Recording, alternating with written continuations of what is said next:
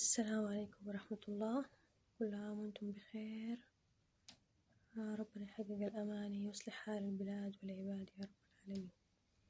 Our talk today about urinary outflow obstruction. Renal stones, the other name of it is urolithiasis. Okay, it's a calculus formation at any level in the urinary collecting system, any level from the kidney to the urethra. Okay, but most often the calculi arise in the kidney, more common in the men, and family history is the risk factor for incidence of renal stones.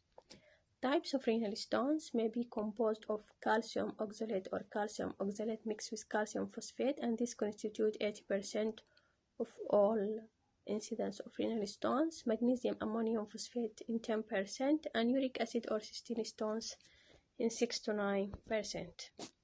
Pathogenesis, the most important cause is increased urinary concentration of the stone's constituents, so that exceeds their solubility in the urine.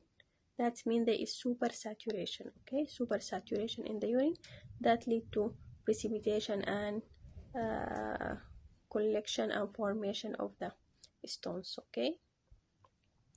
Causes may be hypercalciuria that is not associated with hypercalcemia. Usually here there is increased absorption of calcium from the gut, or alkaline urine resulting from UTIs, infections lead to the magnesium ammonium phosphate stones, or avitaminosis A, gout, uric acid stones in which there is hyperuricemia, or acid urine that also can lead to uric acid stones, okay? Clinical picture may be asymptomatic if the renal stones, for example, it is small, there is no effect of it, there is no pressure, there is no obstruction, it may be asymptomatic, or it may be intense pain known as colic pain characterized by paroxysm of flank pain radiating toward the groin, okay? Maybe hematuria, which is a blood in the urine, or bacterial infection. Diagnosis, we do urine general to see the precipitate and hematuria in the urine, and ultrasound to see the stones, okay? Another topics, hydronephrosis. What is hydronephrosis? Hydronephrosis is dilatation of the renal pelvis and calyces with accompanying atrophy of parenchyma caused by obstruction to the outflow of the urine, okay? Causes of hydronephrosis may be congenital or acquired. Congenital, for example, atresia of the urethra, there is complete obstruction of the urine outflow, or kinking of the ureter, for example, okay?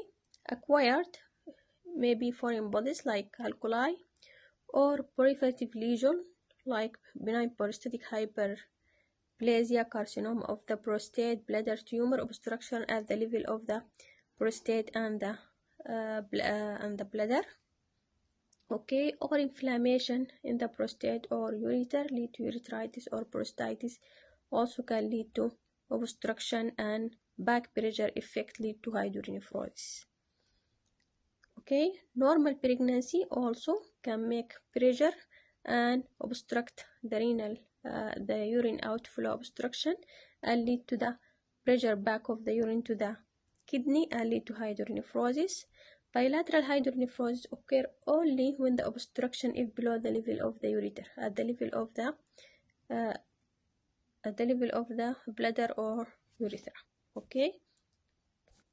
That lead to complete bilateral hydronephrosis because the obstruction at the level of the bladder. That means the urine come from the ureter, but there is no exit of the urine, okay? Obstruction in the bladder, that lead to bilateral hydronephrosis.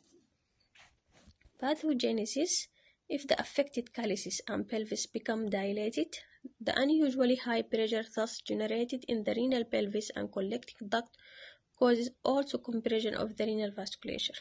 There is interruption of the blood supply that lead functional disturbance of the kidney and interstitial even fibrosis, okay?